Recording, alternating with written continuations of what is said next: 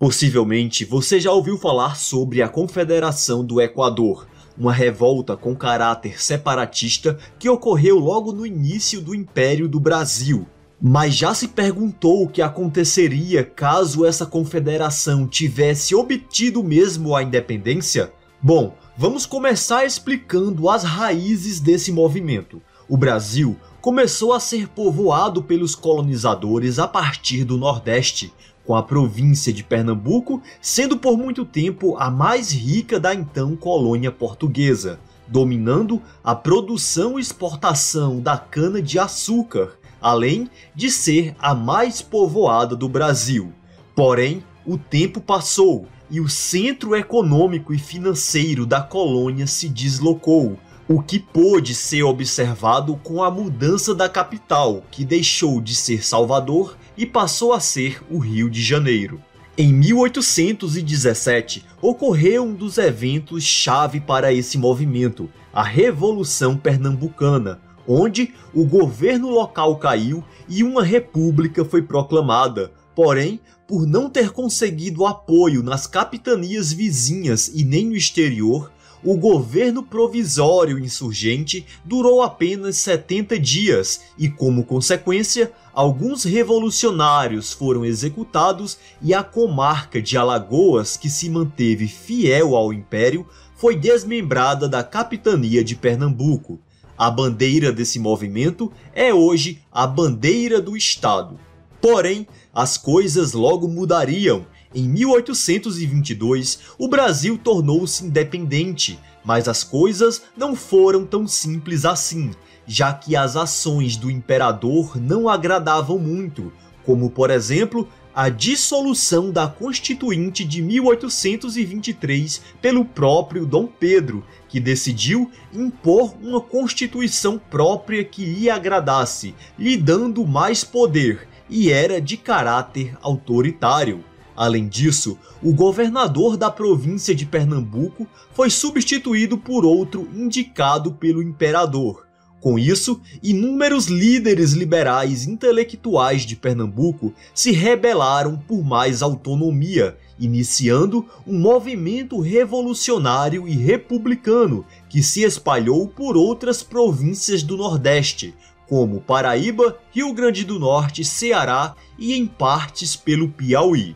Mas infelizmente para os envolvidos na revolução, ela não alcançou o objetivo desejado, que era a separação do Brasil, em partes pelas divergências de desejos entre os envolvidos, já que uns não queriam independência, e também pela ação das forças imperiais para reprimir o movimento, garantindo assim a integridade do território brasileiro. Alguns líderes da revolução foram executados, como o Frei Caneca, que virou um mártir. Ele já havia sido perdoado pela Revolução de 1817. Além disso, a comarca de São Francisco foi transferida para a província da Bahia.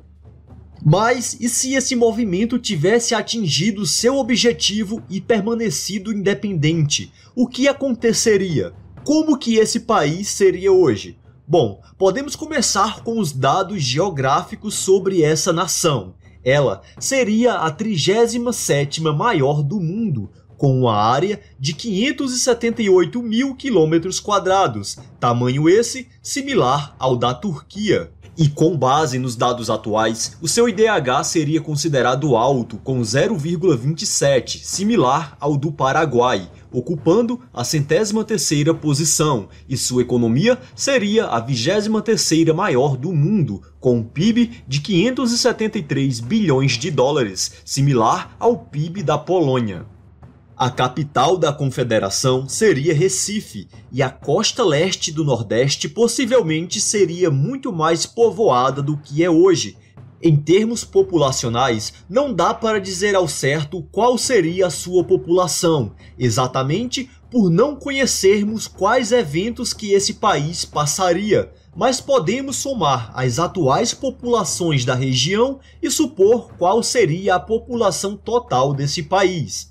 Nesse quesito, ele seria o 50º mais populoso, com uma população similar à da Venezuela, com aproximadamente 28 milhões de habitantes. Ah, e outra, qual seria o gentílico de quem nascesse nesse país? Pernambucano? Confederado? Vou chamar de confederados, mas deixa aí nos comentários qual gentílico você acha que seria mais adequado.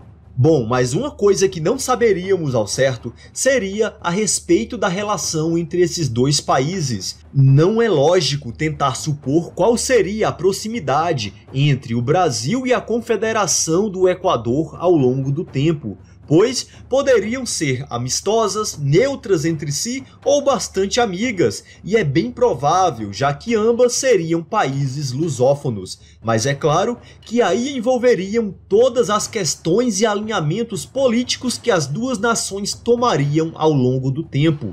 Por exemplo, uma poderia ser mais alinhada aos Estados Unidos do que outra. São inúmeros cenários a serem considerados. O Brasil talvez tivesse uma mágoa prolongada pela perda do território, algo um pouco parecido com a questão da Cisplatina que perdemos. Não podemos supor também qual seria o nível de desenvolvimento desse país, mas podemos assumir 3 suposições: a de que a nação seria mais desenvolvida que o Brasil, a de que o desenvolvimento seria similar ou a de que o desenvolvimento seria bem menor. Mas claro que, novamente, tudo isso iria depender das medidas políticas tomadas ao longo das décadas. Mas é como eu falei, são inúmeros cenários a serem considerados. Talvez só o Doutor Estranho tenha visto todos eles.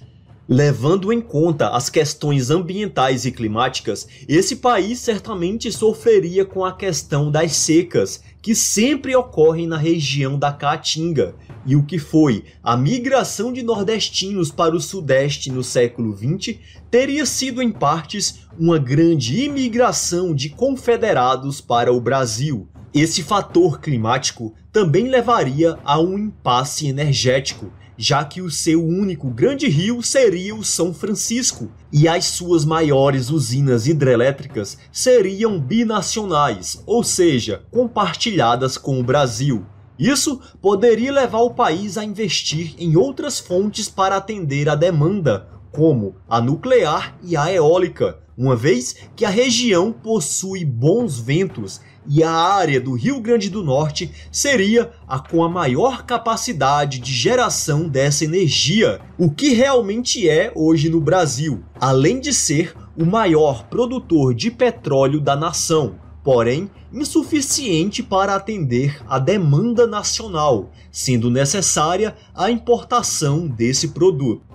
A respeito da agricultura, também é difícil afirmar algo, talvez enfrentasse os mesmos problemas de hoje, como também poderia estar mais desenvolvida, especialmente na região do São Francisco, o atual oeste da Bahia. Esse seria o verdadeiro celeiro da nação.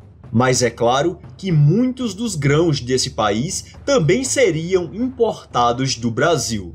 Em termos turísticos, esse país receberia bastante turistas do Brasil em busca de suas belas praias de águas quentes, mas a questão é, para qual dos dois países seria mais barato viajar? Qual deles teria a moeda e economia mais forte? Já pensou se ao invés de compras no Paraguai, as pessoas fizessem compras na Confederação do Equador, caso esse país tivesse uma carga tributária melhor que a do Brasil?